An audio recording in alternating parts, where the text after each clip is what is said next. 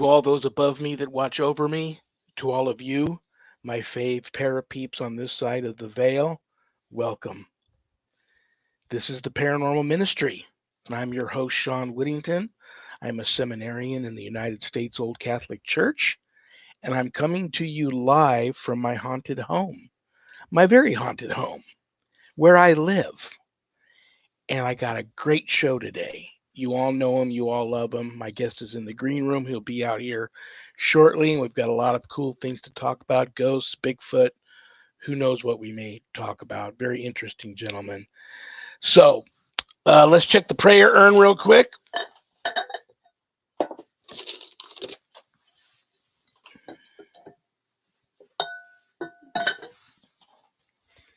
Christy A. from Canada. Canada, offer up a prayer to guardian angels. I owe mine a lot. Don't we all owe our guardian angels a lot, and we forget about them a lot. And I'll tell you what, I already know the prayer I'm going to offer up. It's an oldie but a goodie. Everybody should know, and if you don't know it, shame on you. I actually have a copy of the prayer I'm going to offer up on my fridge. So every night before I go to bed, and I go into the fridge for that last, well, back in the day, the quick microwave of the individual Celeste pizza at bedtime. But now it's just for that last sip of water before I go to bed. I see it, and I say a prayer to my guardian angel before I go to bed. And then I see it every morning when I go in there to get my, first cup of coffee. I see it again. I say my morning prayer to my guardian angel. They're real, they're around, they're here and assigned to you to protect you.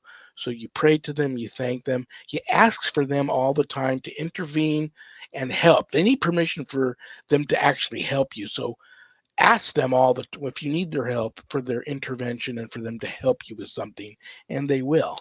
And I may even talk about my guardian angel, who happens to look like Susan Sarandon, young Susan Sarandon from like original Rocky Horror Picture Show, Susan Sarandon.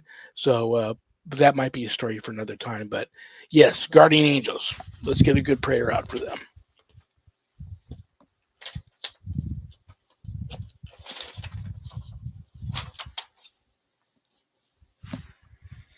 In the name of the Father, and of the Son, and the Holy Spirit, amen.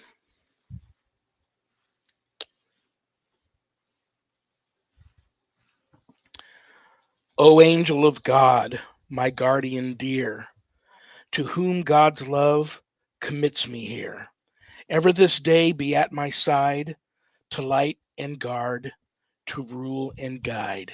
Amen. For he will command his angels concerning you to guard you in all your ways. On their hands they will bear you up, so that you will not dash your foot against a stone. Psalms 91, verse 11 and 12. Alrighty. Don't forget your guardian angels, everybody. Thank you for the request, Christy. That was wonderful. And yes, don't we all? Many of our guardian angels spend most of their time like this. So yeah, keep them in your prayers. Let's check the mailbag.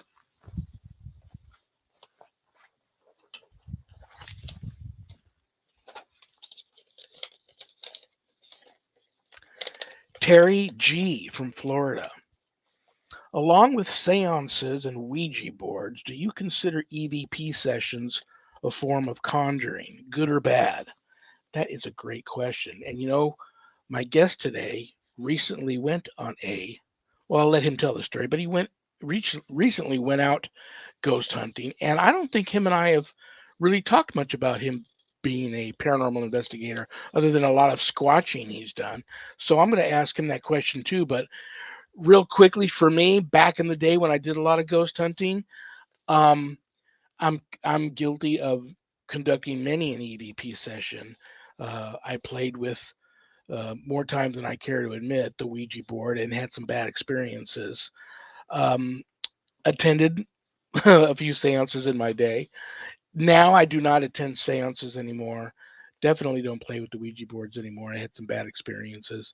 And EVP sessions, I also don't do those anymore, because I consider those a form of conjuring. And I don't do conjuring.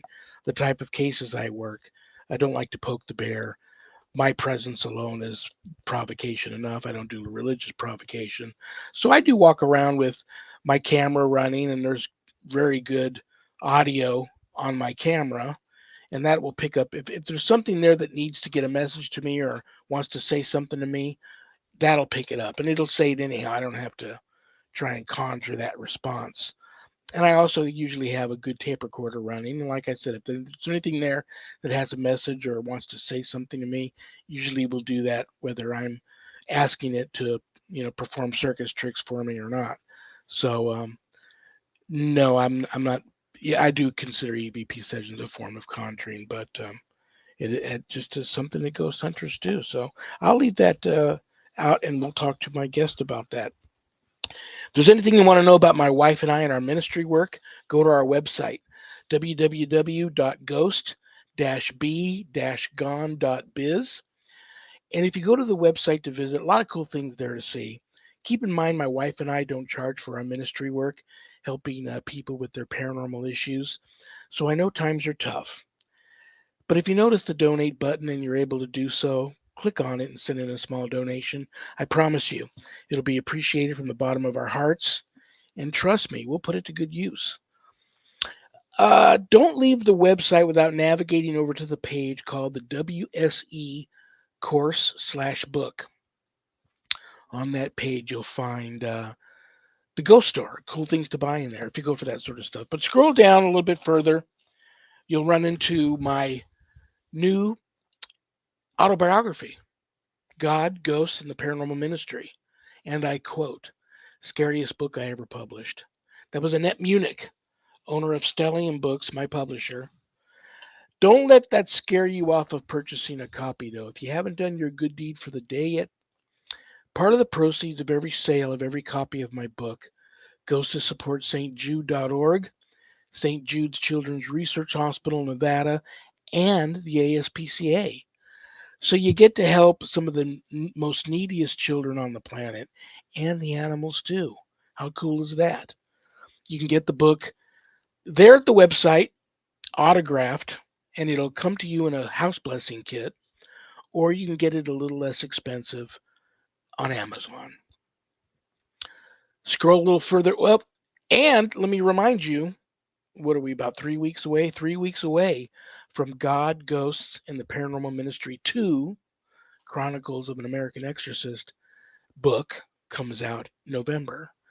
And there's a lot of stories that I left open ended in the first book because I hadn't brought closure to the cases yet.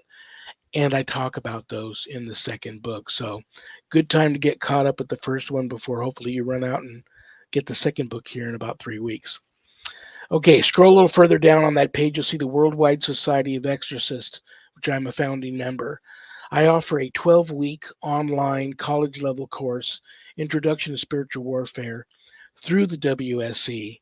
And this course is for those true warriors for Christ that feel a calling and a longing to want more knowledge when it comes to drawing your line in the sand, making a stand, circling the wagons, and putting up a good fight against, God forbid, true evil if it ever comes calling.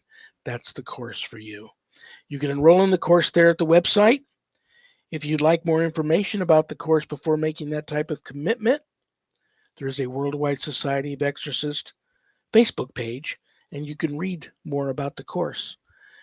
Or you can just reach out to me. I'm approachable, I'm easy to get a hold of, and we can talk about if the course is right for you or not. But most importantly, please keep all of my former, current, and future students in your prayers. Alrighty, before I bring my guest on, I'm going to have because I'm a big supporter of this cause also. I'm going to have my co-producer, Zach, hop on here real quick and make an announcement about a cause that he's behind that I am also into. And there he is. And brother, you've got the floor. It's almost like I have controls of your show. I can just pop on whenever I want. Yeah, you could do that. And I may Like the bring you monkey back. strikes again. So, hey, everybody. First off, Shawn, thank you very much for allowing me to come on and do this again. We are a little over a week away from Ian hitting and doing some devastating damage to Florida. And in at Community Pay It Forward, we work with a great mission partner called the Veterans Ranch. And what they do is they offer equine therapy to our veterans. And I don't know if anybody knows anything about equine therapy, but that's basically uh, getting these veterans onto a horse and allowing their brain just to decompress and allowing them to walk one with a horse and do some marvelous things. I often equate it to being on a motorcycle. You know, me being who I am, that once you get on a motorcycle, everything that's in your head goes away. You know, look, often quite seriously. You know, in my case, it kind of went away. But um, Jr. from the Veterans Ranch uh, sustained quite a bit of damage to his place. But instead of him worrying about his place, Jr. is starting. The founder of Veterans Ranch is starting a wonderful program to where he is going to put together a group of volunteers and go around their area, the places that they're allowed to get into, and help aging veterans dig out and repair their homes, cut down trees that are inside of their yards, inside of their homes, you know, wherever they may be. And they're going to do a lot of work to try to help our aging veterans, World War II, Korea, even Vietnam vets that are getting up there, and also, of course, our disabled vets. But they need our help to do this. This is going to take water. This is going to take chainsaws. This is going to take plywood. This is going to take many, many things. And they're asking for help. And we ask that you guys, if you would like to send cash to the wonderful people there at the Veterans Ranch, we ask you to go to the link below. We don't want to touch their cash. We don't want to have any more troubles when it comes to, you know, trying to add on fees when it bounces from one person to another. So if you want to give cash, donate cash, we ask you to send it to givesendgo.com/ the Veterans Ranch. Community Pay It Forward is a fundraising program. And what we do is we work with small to medium businesses all over the country, all over the world. And if you scan my little friend here, this QR code, you can go to a form, and what you can find a partner who can help you out on anything that you need. We're looking for businesses to join us as well. But if you're looking for, say, a website builder, you can go onto this code. You can find one of our website builders. You utilize their business, and they will give us a referral fee. We turn around 85% of that referral fee to missions throughout the world. Okay. People who are trying to help other people. Simply by giving a referral fee to us, you're giving a referral fee to what you care about. You choose where that money goes. We're asking you to visit our website, communitypayitforward.us. Once again, that's communitypayitforward.us. Find some of our partners, shop with them, and then turn in your proof of purchase back to us. We are donating 85% of that referral fee to JR and the Veterans Ranch for this hurricane relief, because there are so many people who are in need right now. There were over there were over 83 lives lost at my last recollection. I know that there's more. I know it's been updated, but one of the other things that we really worry about is veteran suicide. And folks, we need you to really remember this. Those people who really had nothing to live for and lost anything, they really have nothing to live for now. That's the way they're going to see it. And so we need to be there, and we need to help them out all that you can. So please give, as JR loves to say, don't you give a buck? Well, let's give a buck now. Go to givesendgo.com/ the Veterans Ranch. Or if you need equipment, if you need services, go here to my little friend, the QR code, go to communitypayitforward.us, shop with our partners. They give us a referral fee. 85% of that referral fee can go to the Veterans Ranch or any of our missions that you choose uh, to support. So, um, but we just ask that you please help us out with this and help us recover some life for some of our veterans. God bless you, brother. You know you're on the prayer list, and anything I can do to help, I will. And equestrian therapy, I love that. What better support therapy animal could there be other than a horse? Too bad you can't bring them on the plane with you.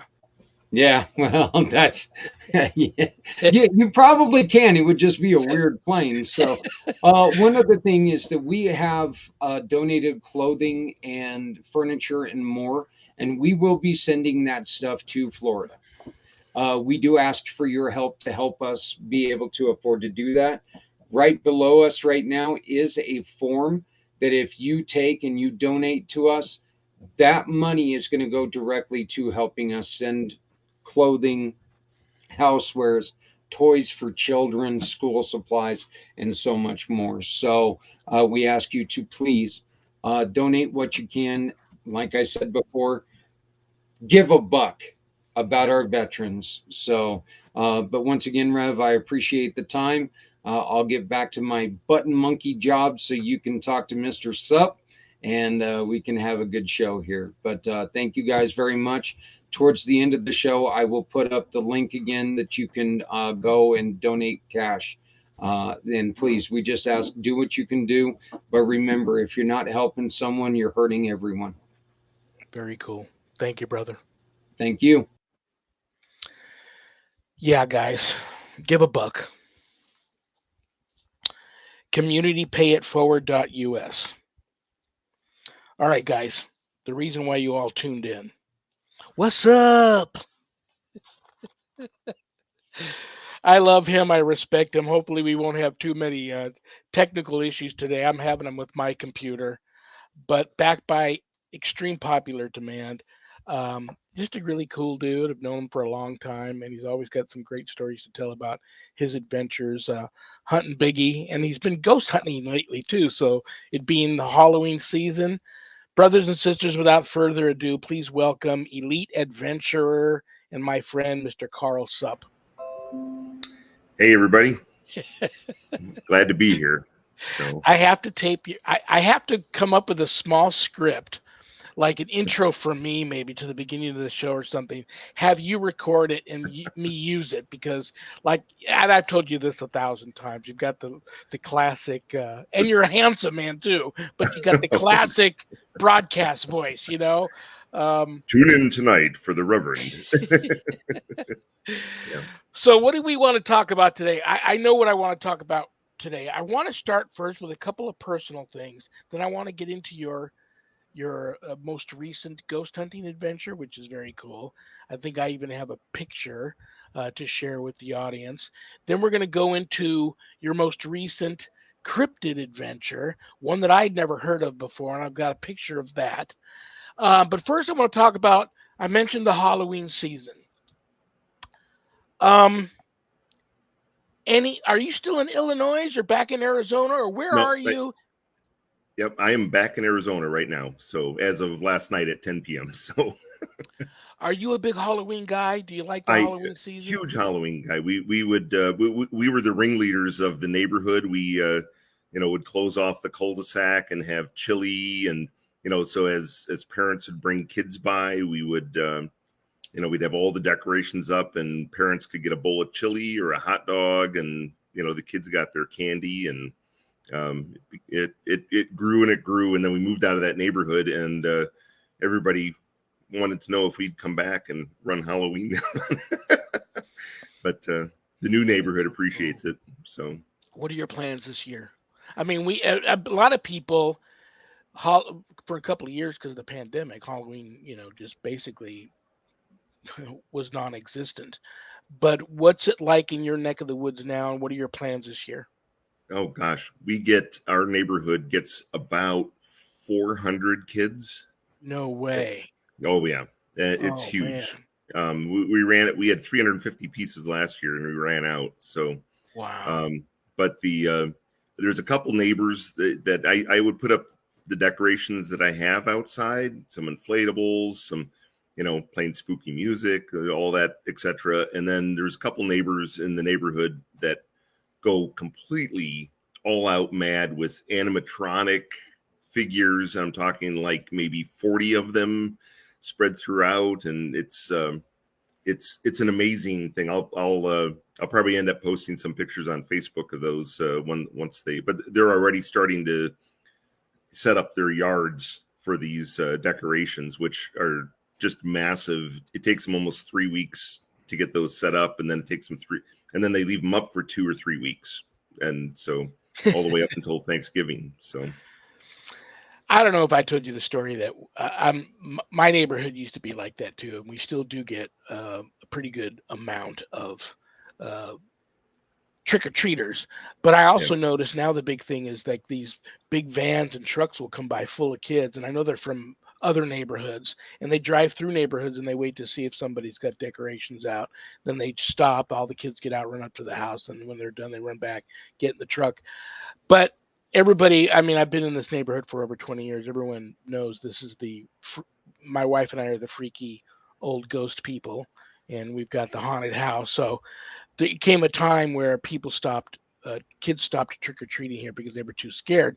They would actually send the parents up to the door to ask for the candy, and the kids would just stay down on the sidewalk. So the wife and I decided probably best if we don't do it. But I have a wonderful soul cake recipe. And one year I was actually going to bake a big batch of soul cakes.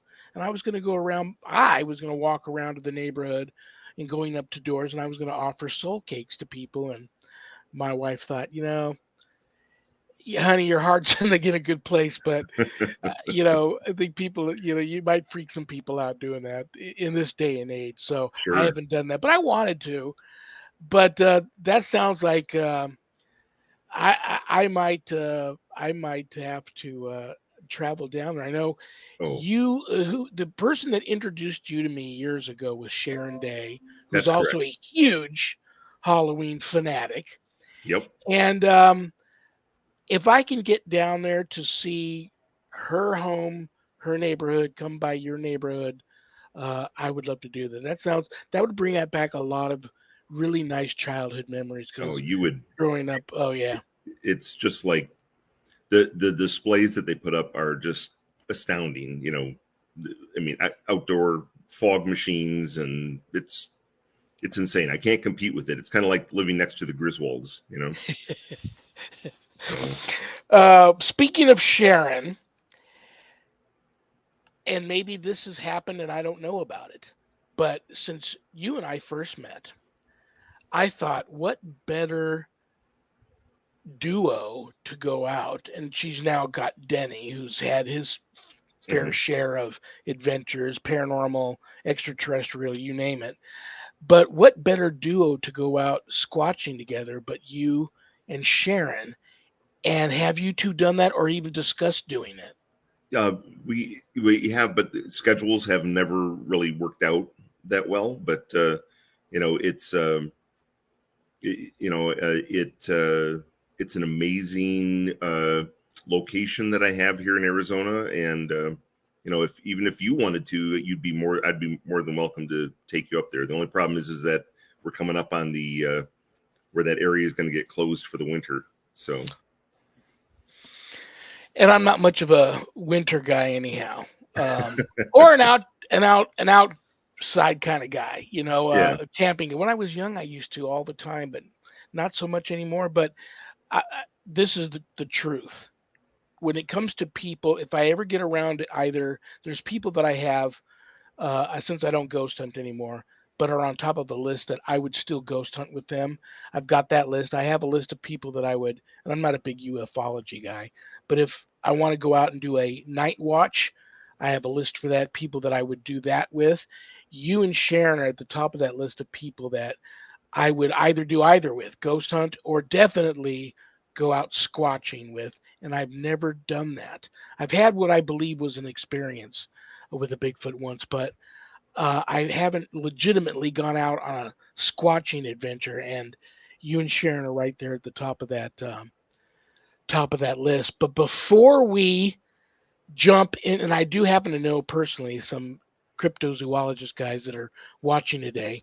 But before we jump into that, I don't think you and I have ever talked about ghosts. And when you sent me some pictures of you recently on the Queen Mary Yep. and your adventure, I said, "Oh, I have to talk to him about that, especially it being we're in October." And I'm so disappointed that I never when I grew up in Southern California, I could drive to the Queen Mary within an hour, 45-minute drive. And when I was stationed in San Diego in the Navy, many times our ship would sail past it, or we would even dock at Seal Beach. And I had opportunities to go. I never, ever went. Can you believe I never went to the Queen Mary? Mm. But I'm going to just let you go ahead and discuss, before I bring the picture up, tell everybody, share your ghost adventure. I hate to use Sure. that term, but share that Yeah. with everybody. Well, when I travel for work, I always try to find a location to go out looking for Bigfoot. Well, when work was sending me to Long Beach repetitively, I didn't. It was either a 3-hour drive one direction in order to get to an area I wanted to research in California, but from that location, since I was in Long Beach, and I kept planning that, and it's like it just never worked out. So I would. So then the one day I discovered that we actually had a corporate code that it was allowed that I could stay on the Queen Mary. And I said, "This is perfect. I'll at least I'd be surrounded by history, and it'd be a lot." A lot more fun than staring at the walls of a Marriott or Hilton, right? So, so we got on board the Queen Mary, and it was just myself staying that the very first week. And that very first evening, I decided to go have dinner up in the Art Deco room in the front of the ship, and that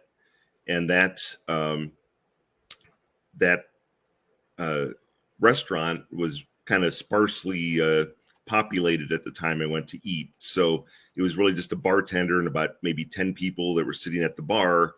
And I was really the only person eating. And I ended up sitting up on this kind of mezzanine level above the bar area. And as the bartender finally comes around and he gets my order, brings a drink, brings my food. And then I'm just sitting there eating, and I'm looking at my phone and checking emails and being, typical eat by yourself kind of guy, just enjoying the 1930s, architecture. And all of a sudden, something pokes me in the back. And at first I thought it was the waiter trying to get my attention, the bartender getting my attention to ask if I needed another beer or if I needed more food but it was really hard, and it was just like a single poke, like right in my left shoulder blade. And I turned back around, and of course, not only was the bartender not there, but there was absolutely nobody seated behind me. Nobody had snuck in behind me, and it was because I could see for quite a distance. I turned back around, and I see the bartender down at the bar, and the people are just drinking at the bar, and I was like, well, okay, that answers my question, because of course, all the stories of the Queen Mary being haunted. So by the time I got back to my room, I took my shirt off and I looked in the mirror at my back.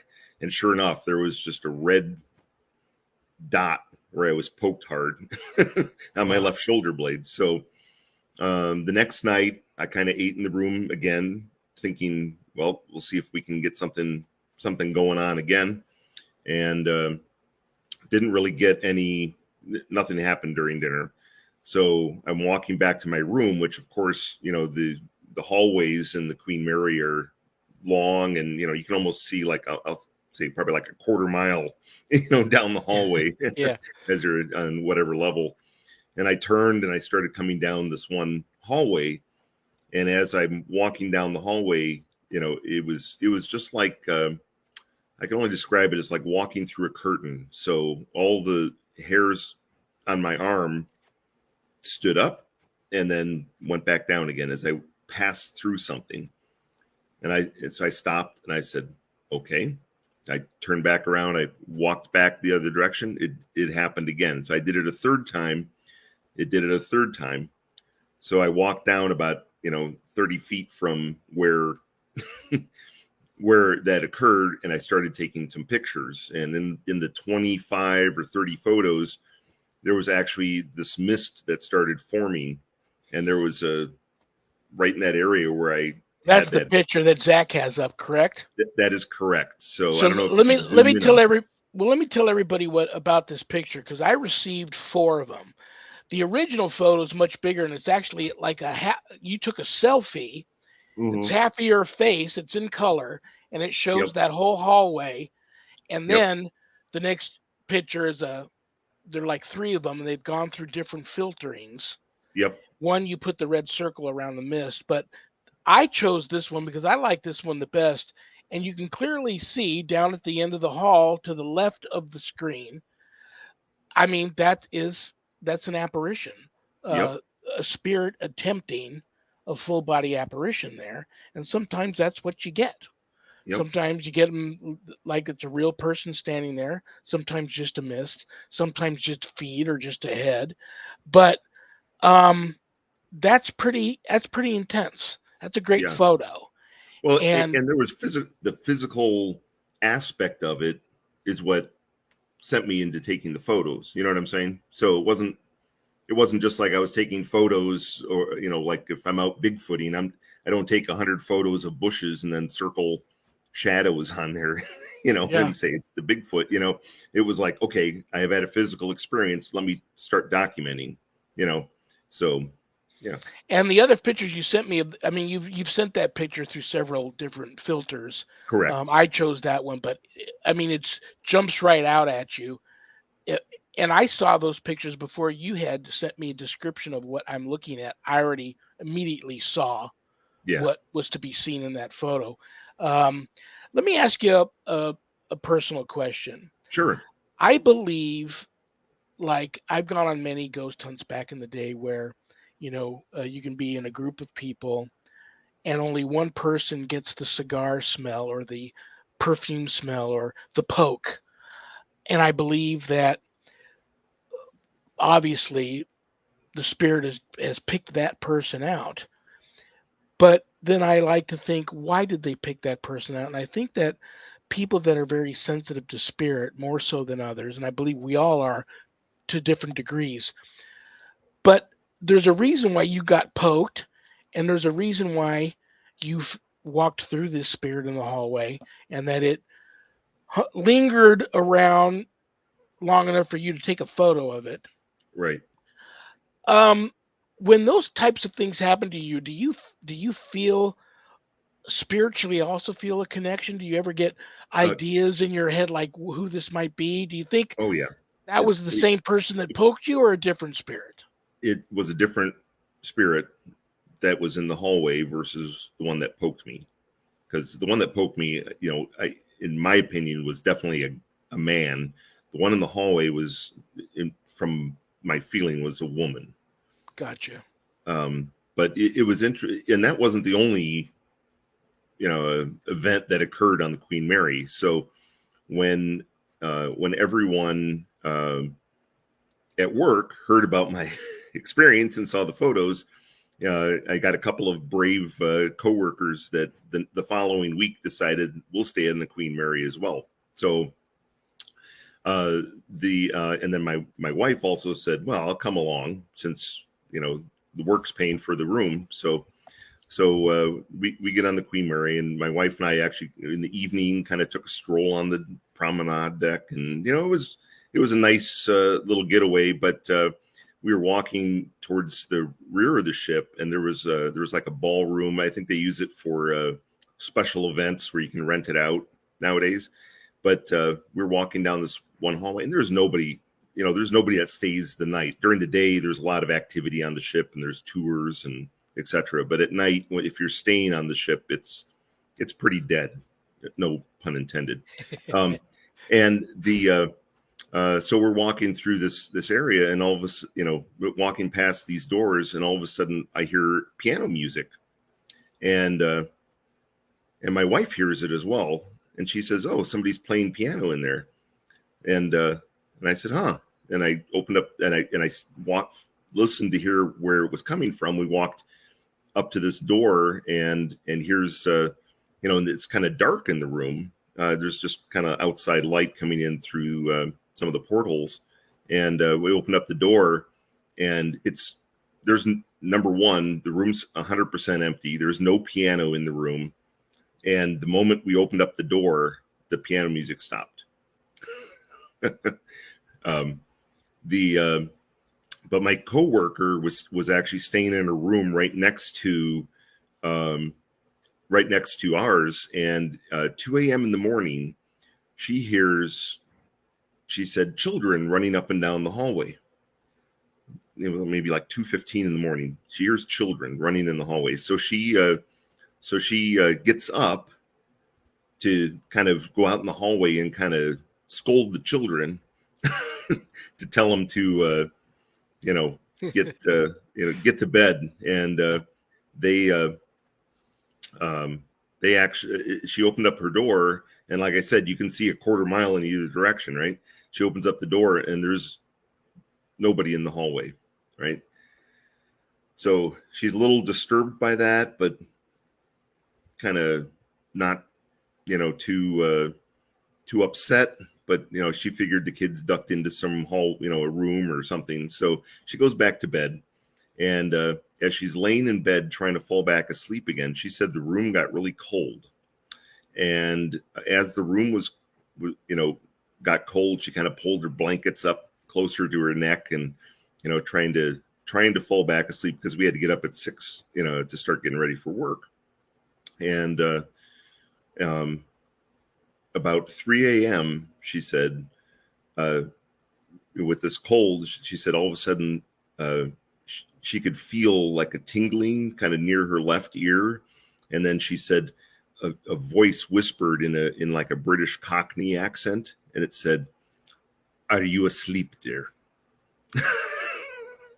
Needless to say, she got up, she got dressed for work, she packed, and she checked out of the hotel and booked a room at the Marriott. So I got out there about 7 a.m. to carpool into work, and she's already standing out on the deck. She didn't even want to be on the ship. So it was a pretty funny. And the thing about the spirit cold, there's a difference between spirit cold and, like, if it's winter time and why do they have the AC on, and the AC just kicked on, and you go, wow, this is cold, let me pull the covers up. Spirit cold's different. It's just much different, and it like gets in you. Yeah. So that's how you know.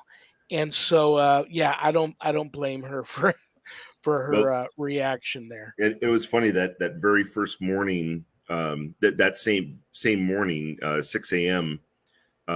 6 a.m. in the morning, as I'm getting ready for work, before I discovered she'd already checked out. I'm in the small bathroom in the room, and I start hearing this sound. And initially, I thought it was maybe water pipe or some pipe sound, water rushing through pipes or something. And as it continued, it just slowly ramped up, just the volume, and then it became really clear for about 5 seconds, and then it slowly faded away again. But it was definitely bagpipes playing, which Very was interesting. I don't believe anybody was on the upper deck. Is there any areas on the ship that you're not allowed to go to? Because I remember, I know this was a show, and I believe it was Josh Gates was there once, and he was able to get down into the bowels of the ship and forward, about as forward as you can get. And I remember back, it was probably near the end of World War II, there was a collision Hmm. that the Queen Mary was being used to transport troops, and it collided with another ship full of troops, and that ship ultimately sunk, I believe, um, I and think many so. died. Yeah. And so, like, if you can get down into the bowels of the ship and almost as forward as you can get, you can. It's supposedly very paranormally and spirit charged down in there. The noises you hear and the spirits and the agony and all that sort of stuff down Yeah. there. Was there any I areas you couldn't go to when you were there? yeah. You couldn't go to that area, those areas, unless you were on a tour.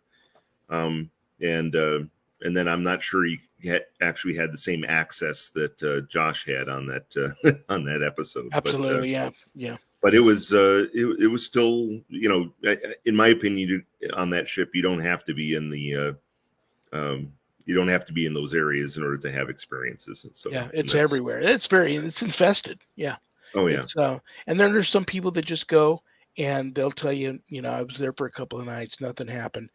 I think they go there already convinced nothing's going to happen, and maybe they do that to themselves so they are able to go there and stay. But just it far outweighs the people that I've spoken to over many years that have gone there and had these just non-believers who are now believers that have had these experiences there over the very few that have gone there and not had anything happen. Um, yeah, I kick myself in the rear all the time for not having gone there, and it's still on my bucket list. I'm gonna have to get there and um, and do that. But absolutely, thank you for sharing. What I want to move on to, because I know I got cryptid guys here. I remember you and I years ago when we met. We started talking about Bigfoot, and you were already had gone out squatching many times.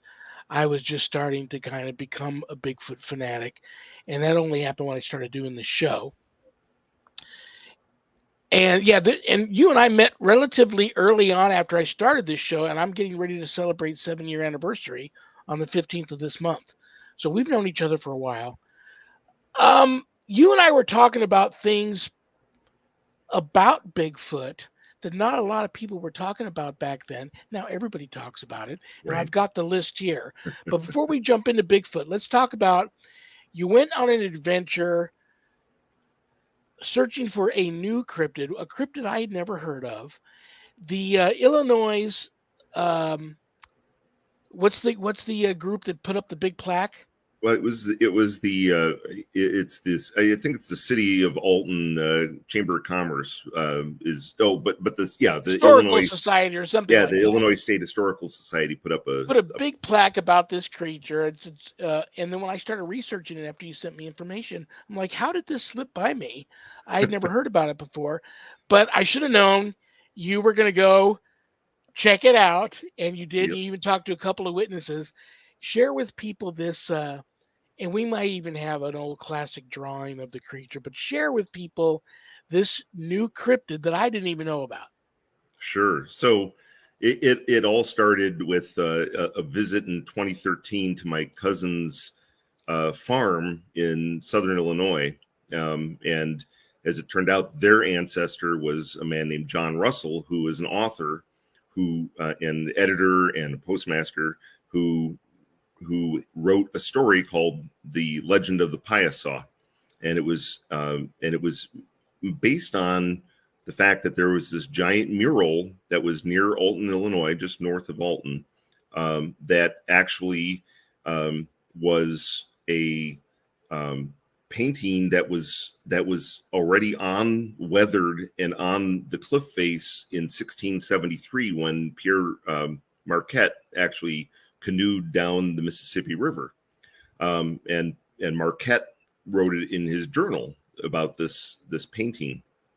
Um, this drawing that's shown right now is actually the original drawing that was taken from the original uh, cliff face, or the face of the bluff, where these paints were depicting this creature.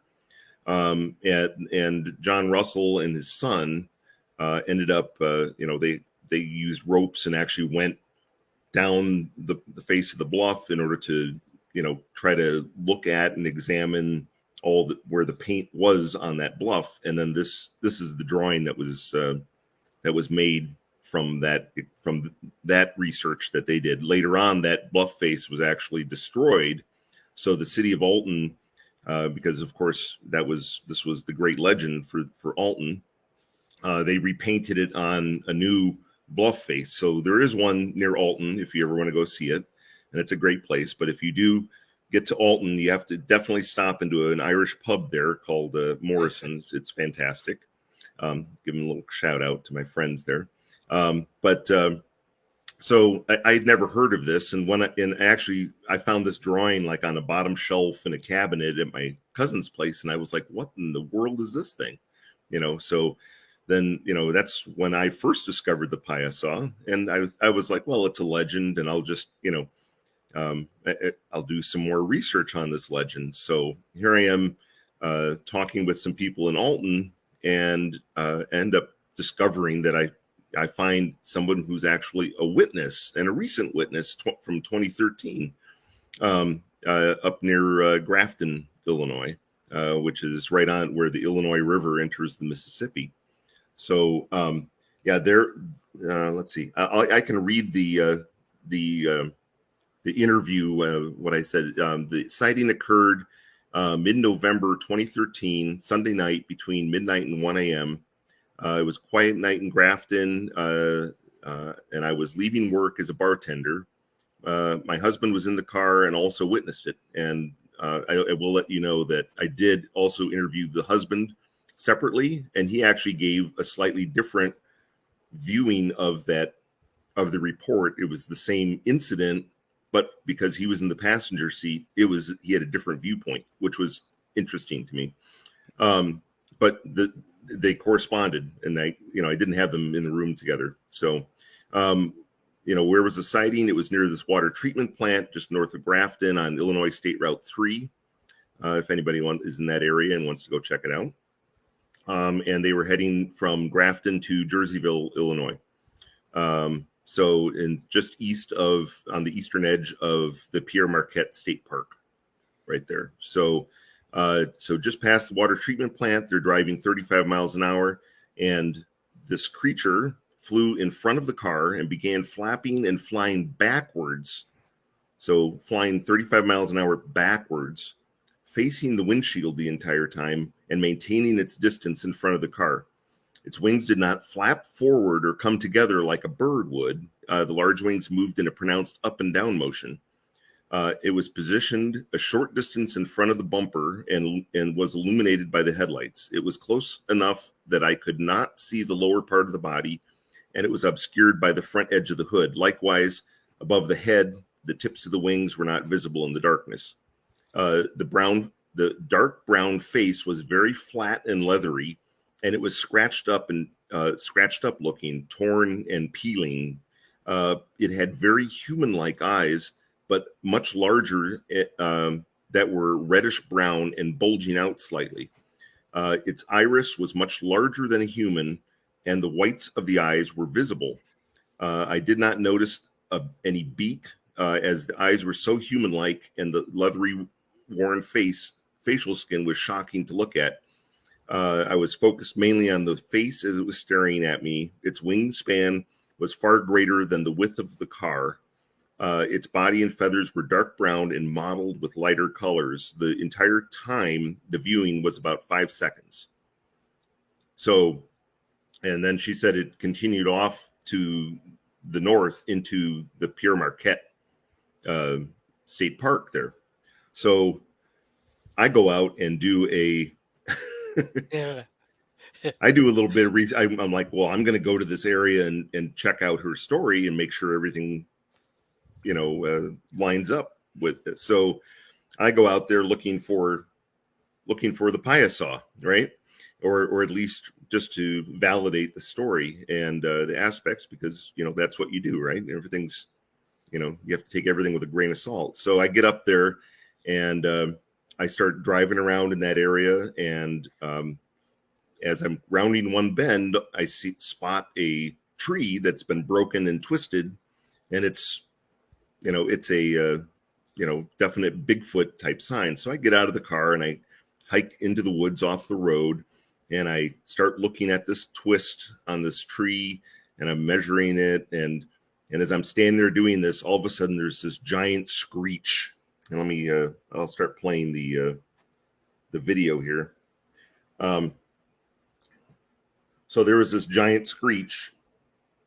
Let's see if I can get the volume, make sure the volume's up. There we go. So there's this giant screech that I hear, and it terrifies me. But what do? Do I run? No, I turn on my video and I start walking through the woods, looking in the direction that it came from, hoping that it does it again, and it does. So it'll be coming up here really quick, about maybe 20 seconds. So I'll be quiet here while you guys watch this.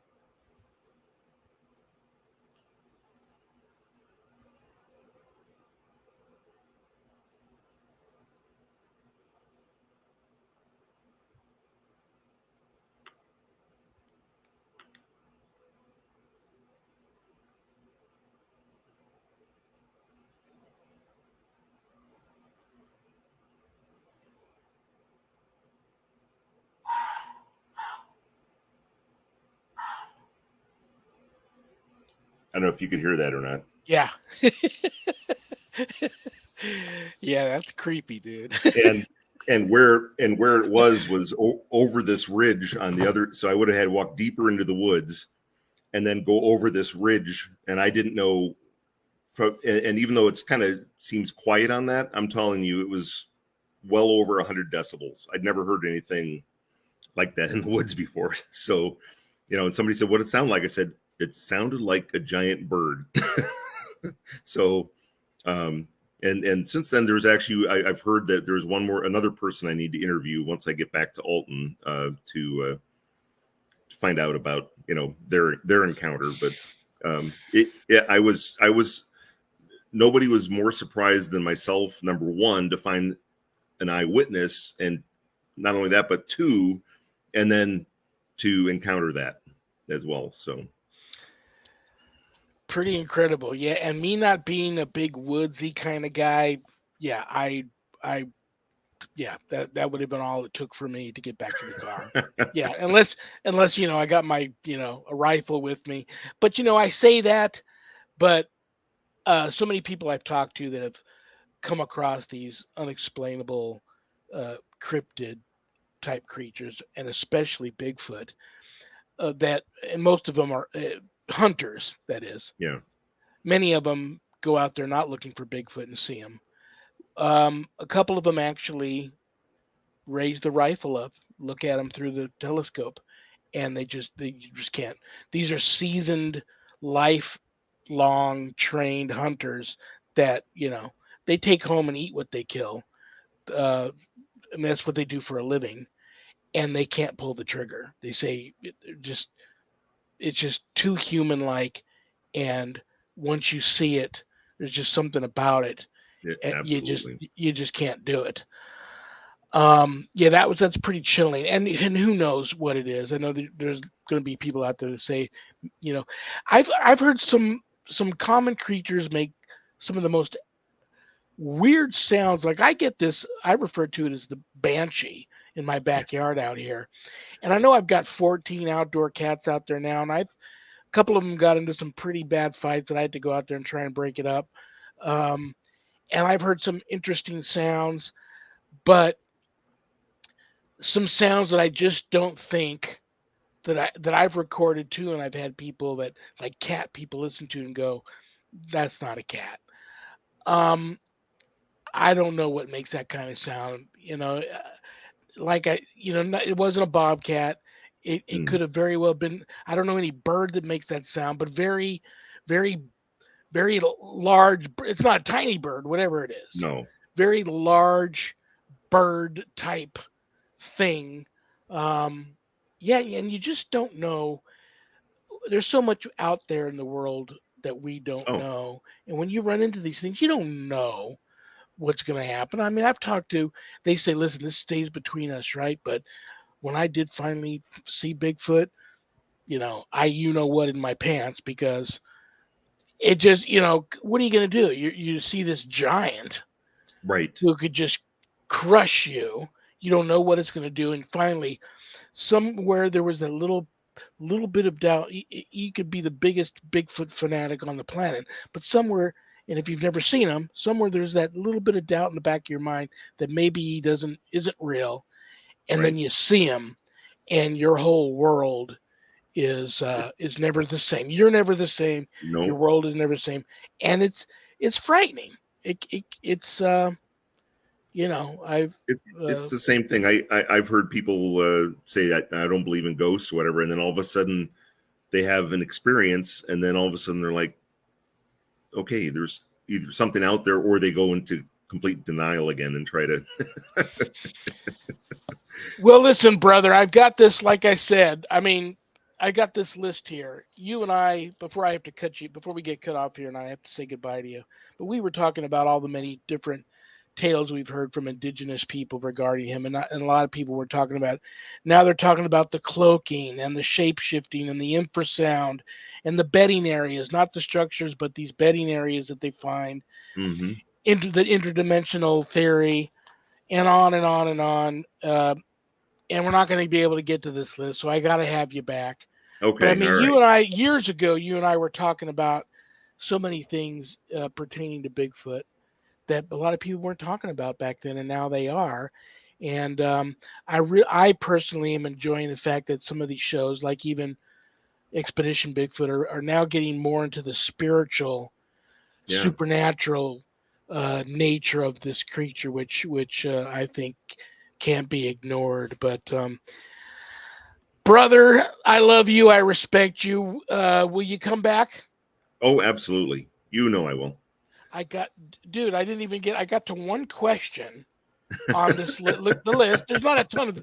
I got to one question. And I didn't even get to the list of things that I wanted to talk to you about. That I know you've experienced all of that. So I will save it, and I think I'm gonna have you back maybe even before the year ends. Okay. Um, I'm booking now for December. I wanted to talk to you about this stuff, and we didn't get a chance to. So thank you so I much for an hour. It's always an adventure having you on for an hour out of your busy Friday afternoon to hang out with me and the Paranormal Ministry family. know I it's love you. I respect you. God bless you. love you too, And man. I'll send Oh you yeah. some dates. I'll have you back in December. So Oh, get out there and keep squatching. And yeah. they're out there. They're real. All So right, buddy. I love you. I'll talk to you soon. love you too, man. All right, man. Bye bye. Yeah.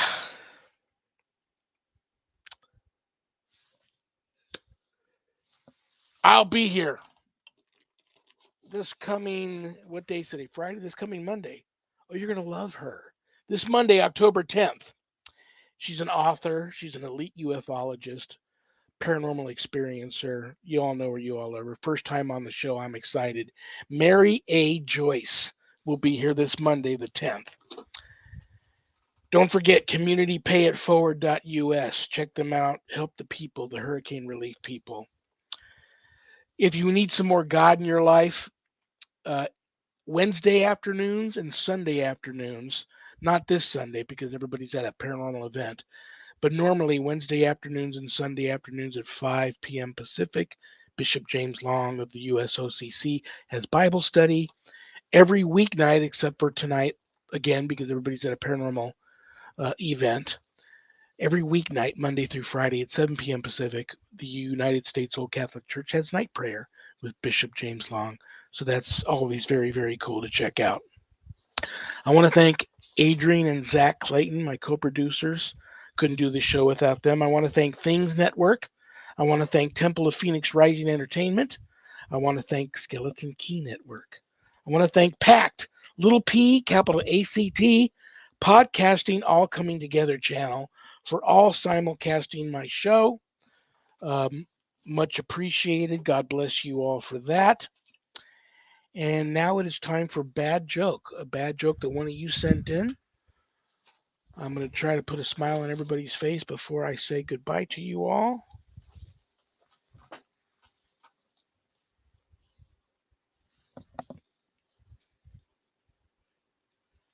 What do you call a belt made of watches? A waste of time. Good night, Danny.